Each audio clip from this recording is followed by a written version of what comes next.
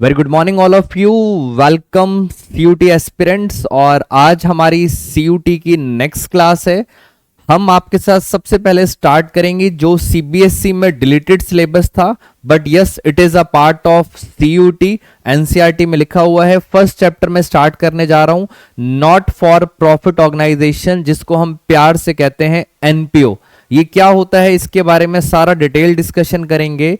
जो सीयूटी का last patterns रहे हैं उसके अंदर मिनिमम 4 क्वेश्चंस आते हैं इस चैप्टर से, और जो मैक्सिमम क्वेश्चन देखे गए हैं वो हैं 7 क्वेश्चंस। तो 4 टू लेके 7 इसके अंदर कॉन्सेप्ट्स हैं और उतने ही हमारे पास क्वेश्चंस आने हैं। तो सबसे पहले स्मार्ट काम करेंगे।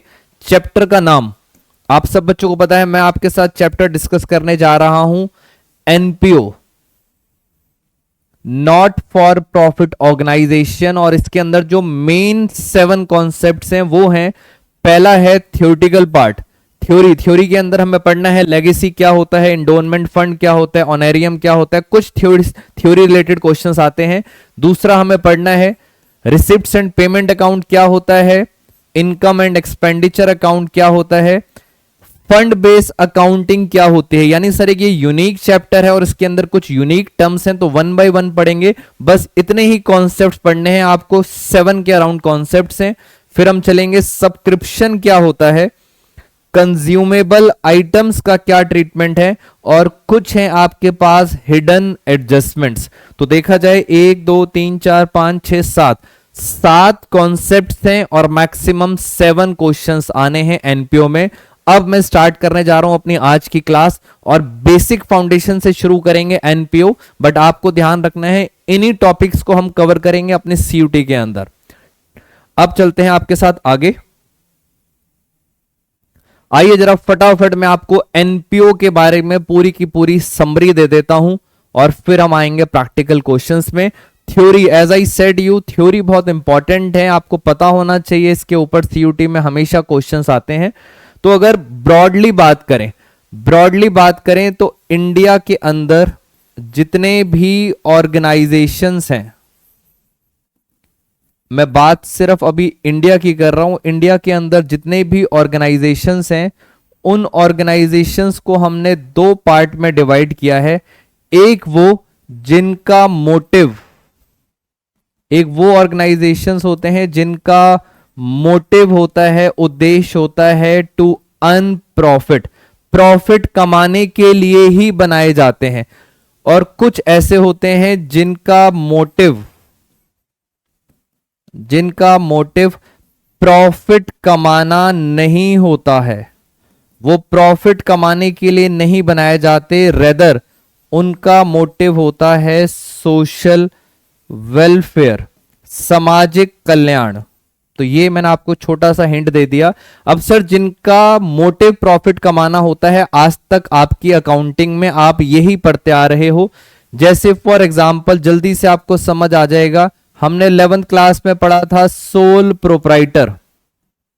सोल प्रोप्राइटर का काम ही क्या होता है, प्रॉफिट कमाना। When we enter in class 12th हमने पढ़ा पार्टनरशिप, हमने पढ़ा कंपनी अकाउंट्स। तो ये सारे के सारे क्या हैं, these organisations having profit motive. तो ये हम इनकी अकाउंटिंग कर चुके हैं। अब सर कुछ ऐसी ऑर्गेनाइजेशन होती हैं जिनका प्रॉफिट कमाना नहीं होता, सोशल वेलफेयर होता है। तो सोशल वेलफेयर जो होता है उन ऑर्गेनाइजेशंस को कहते हैं not for profit organisation, NPO. और हमें इसका अकाउंटिंग सीखनी है सीयूटी के अंदर, एनपीओ। तो बेसिक अकाउंटिंग आपको पता है, मैं आपके साथ डिस्कस करूंगा एनपीओ की अकाउंटिंग क्या होती है। अभी तक मैंने बेसिक फंडा बता दिया। नॉट प्रॉफिट ऑर्गेनाइजेशंस वो ऑर्गेनाइजेशन होती हैं जिनका मोटिव सोशल वेलफेयर होता है, प्रॉफिट कमाना नहीं होता। इसके एग्जांपल्स जैसे जितने भी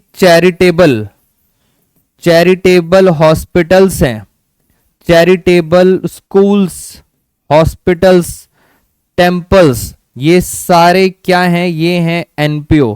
टेम्पल हो गए, गुरुद्वारेज हो गए, इवन हमारे स्कूल, कॉलेजेस, ये सारे भी क्या हैं, एनपीओ है। और आपको बता देता हूं हमारा जो इंस्टीट्यूट है इंस्टीट्यूट, सीए का institute, institute of chartered accountant of India, ये भी क्या है, एक एनपीओ है। इसका भी उद्देश्य प्रॉफिट कमाना नहीं है, सोशल वेलफेयर करना है, अकाउंटिंग की रिसर्च करते हैं।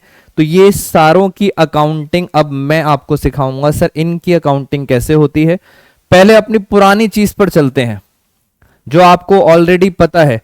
सोल प्रोप्राइटर, याद करो, ट्रेडिंग अकाउंट बनाते थे, प्रॉफिट एंड लॉस अकाउंट बनाते थे, पी एंड एल अप्रोप्रिएशन बनाते थे, पार्टनरशिप, इस तरह की बातें हम सीख चुके हैं।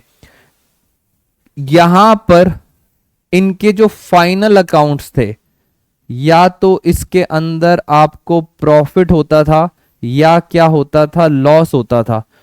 और इनके जो फाइनल अकाउंट्स हैं, जो फाइनेंशियल स्टेटमेंट्स हैं, वो फाइनेंशियल स्टेटमेंट्स क्या क्या होती थी? आइए जरा फटाफट पुराना रिवाइज कर लें। पहली फाइनेंशियल स्टेटमेंट होती थी ट्रेडिंग अकाउंट, दूसरी होती थी प्रॉफिट एंड लॉस अकाउंट, तीसरी होती थी balance sheet. These are called financial statements, final accounts. मैंने आपको पहले ही कहा था एनपीओ चैप्टर में थ्योरी बहुत इंपॉर्टेंट है, जितना आप थ्योरेटिकली साउंड होगे उतना इजीली चैप्टर समझ आएगा। तो ये वाला पार्ट हम कर चुके हैं। अब बात आती है इनकी, क्या एनपीओ भी अपने फाइनल अकाउंट्स बनाता है? आंसर इज यस, एनपीओ भी अपने फाइनल अकाउंट्स बनाता है। और वो क्या क्या बनाता है जरा उसको एक बार देखते हैं। एनपीओ के फाइनल अकाउंट्स में हमें क्या क्या पढ़ना है इसके अंदर। इनका जो फाइनल अकाउंट्स हैं ये एक अलग तरह से बनाते हैं। पहला अकाउंट बनाते हैं रिसिप्ट्स एंड पेमेंट अकाउंट, ये इनका पहला फाइनल अकाउंट है। दूसरा ये बनाते हैं इनकम एंड एक्सपेंडिचर अकाउंट, इनके एक यूनिक तरह के अकाउंट हैं। और तीसरा ये बनाते हैं बैलेंस शीट। तो मैं किसकी बात कर रहा हूं? एनपीओ के चैरिटेबल स्कूल्स की अकाउंटिंग इस तरह से होती है। और एक बच्चे ने मेरे से ऑफलाइन क्लासेस में पूछा था कि सर वर्ल्ड की सबसे बड़ी एनपीओ किसकी है? तो आपने नाम सुना हुआ है बिल गेट्स का, तो उसी के नाम पर सबसे बड़ी फाउंडेशन है, प्रॉपर नेम है Bill and Melinda Gates foundation. World की सबसे बड़ी एनपीओ है। अगर इंडिया की बात करें तो इंडिया में रिलायंस फाउंडेशन, अजीम प्रेमजी ट्रस्ट, ये एक बिगेस्ट फाउंडेशंस हैं जो क्या कहलाती हैं, एनपीओ। और हमें इसकी अकाउंटिंग करनी है। 3 अकाउंट है, receipt and payment account, income and expenditure, और है बैलेंस शीट। आगे चलते हैं। सर ये क्या क्या है? दोस्तों जिसको आप आज तक पी एंड एल के नाम से बुला रहे थे, बस प्रॉफिट एंड लॉस आप सबको पता है, उसी का हमने नाम चेंज कर दिया है। अब हम उसको बुलाएंगे इनकम एंड एक्सपेंडिचर। इसका मतलब पी एंड एल जैसा ही बनना है, बस नाम चेंज हो चुका है, इनकम एंड एक्सपेंडिचर। ये सारे क्वेश्चंस आ रखे हैं सीयूटी के अंदर। Another name of P and L account in case of non profit organisation, तो आप बोलेंगे पी एंड एल का नाम क्या होता है? Income and expenditure. Receipt and payment का दूसरा नाम मैं अभी लिखता हूं तो आपको जल्दी से समझ आ जाएगा। आप बचपन से पढ़ते आ रहे हो कैश बुक, तो जैसे कैश बुक बनाई जाती है वैसे ही समरी जो होती है उसको हम क्या बोलते हैं? Receipt and payment account. और लास्ट क्या बचा? Balance sheet. दोस्तों बैलेंस शीट वही है एज इट इज, बिल्कुल सेम बैलेंस शीट है। और सबसे अच्छी बात, जैसे ये प्रॉफिट और लॉस बोलते हैं, इन हॉस्पिटल्स, टेम्पल्स, स्कूल्स के अंदर भी प्रॉफिट होता है। जैसे कोविड के टाइम में शिरडी का साईं बाबा का जो मंदिर है, टेम्पल है, ऑफ कोर्स टेम्पल किस कैटेगरी में आता है? टेम्पल आता है एनपीओ की कैटेगरी में।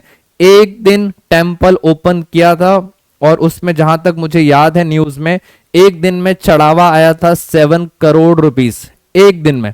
तो क्या सर ये भी प्रॉफिट कमाते हैं? यस, ये भी प्रॉफिट कमाते हैं, बट उनका मोटिव प्रॉफिट कमाना नहीं होता। इसीलिए इनके पास जो भी प्रॉफिट आता है उस प्रॉफिट को ये बोलते हैं सरप्लस। छोटे छोटे से पॉइंट्स हैं जो आपके एमसीक्यूज कवर करेंगे। ये बोलते हैं प्रॉफिट, एनपीओ वाले बोलते हैं सरप्लस।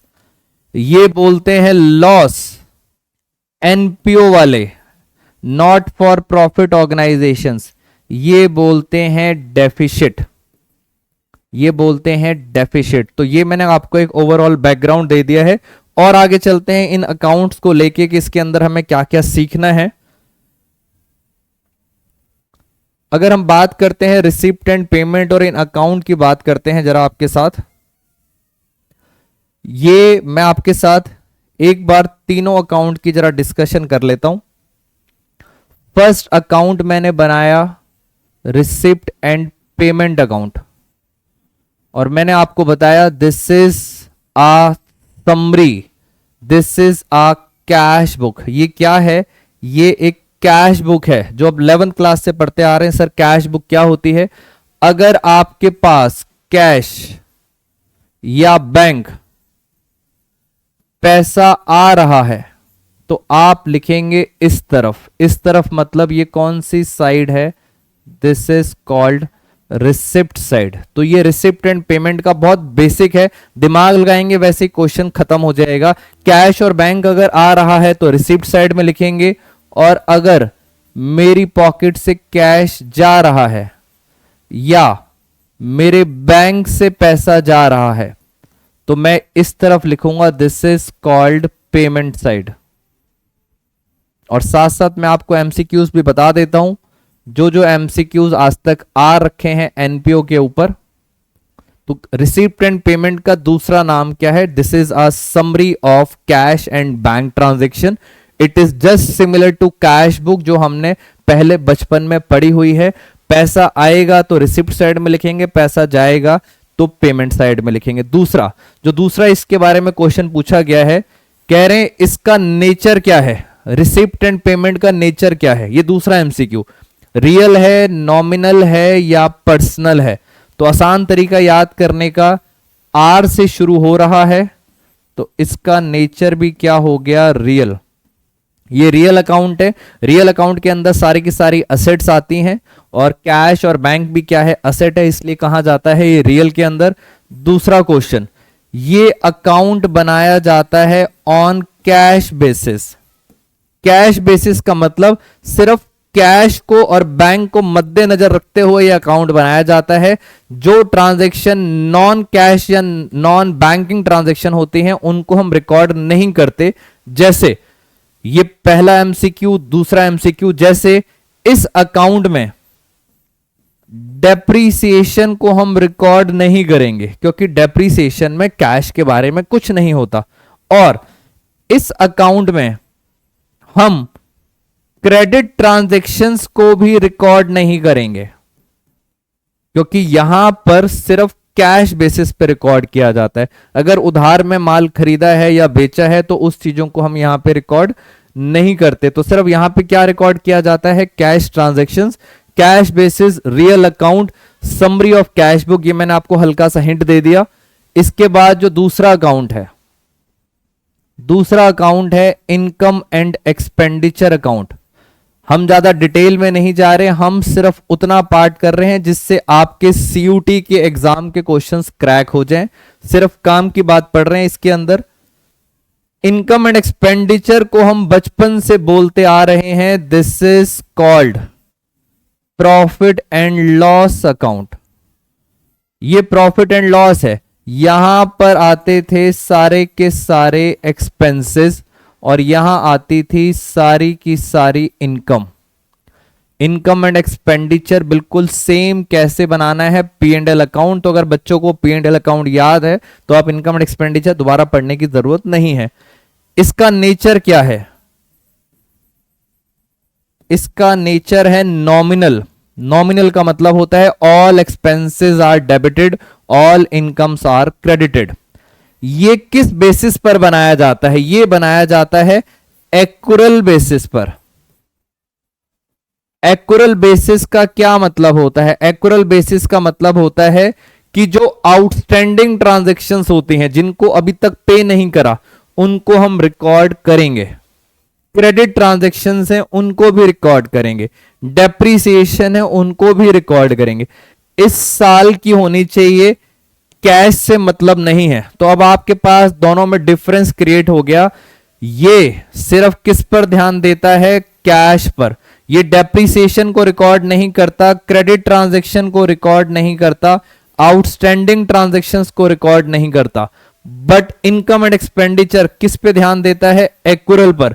क्या ये डेप्रीसिएशन को रिकॉर्ड करेगा, यस।